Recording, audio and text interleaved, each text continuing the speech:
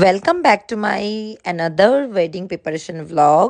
তো সেদিন বেরিয়ে পড়েছিলাম আমার বিয়ের কার্ড আনতে। তো দেখো আমি মধ্যমগ্রাম স্টেশনে পৌঁছে গেছি এবং ওখান থেকে বনগা লোকাল ধরে আমরা ট্রেনে করে রওনা দিয়েছিলাম শিয়ালদায় যাওয়ার উদ্দেশ্যে।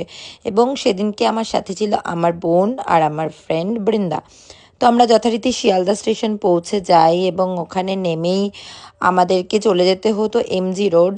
তো আমরা ওখান থেকে হেঁটে হেঁটে 5 কি 10 মিনিট পথ পেরিয়েই আমরা পৌঁছে গেছিলাম সেই কার্ডের দোকান, যেই কার্ডের দোকানটা তোমাদেরকে আমি আগের ব্লগে ডিটেলসে বলে দিয়েছিলাম। এবং ফাইনালি আমি পৌঁছে গেলাম বধূ বরণে, যেখানে আমার কার্ডটা বানাতে দেওয়া ছিল। এবং পৌঁছে দেখি যথারীতি প্রচুর ভিড় দোকানটাতে, এবং আমি ওয়েট করছিলাম আমার কার্ডটা কখন আমি দেখতে পাবো।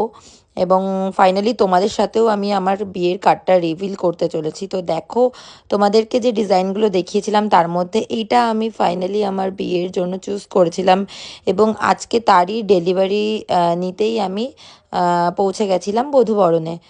তো সেখান থেকে কার্ড নিয়ে আমি চলে গিয়েছিলাম বড়বাজারে ওমিওরে। তো তোমরা আগে যারা ওমিওরে গেছো তোমরা আই থিঙ্ক জানোই কম বেশি ওখানে ভিডিও অ্যালাউড নয়, তবু আমার বোন যতটুকু পেরেছে সেটুকু ভিডিও করে ওখান থেকে কিছু কেনাকাটি করে আমাদের খুব খিদে পেয়ে গেছিলো। তো আমরা চলে গেছিলাম ওখান থেকে একটা বিরিয়ানির দোকানে, যেটা কিনা একদমই শিয়ালদা স্টেশনের কাছাকাছি ছিল। এবং ওখান থেকে আমরা বিরিয়ানি খেয়ে দেন আমরা বেরিয়ে পড়লাম স্টেশনের উদ্দেশ্যে।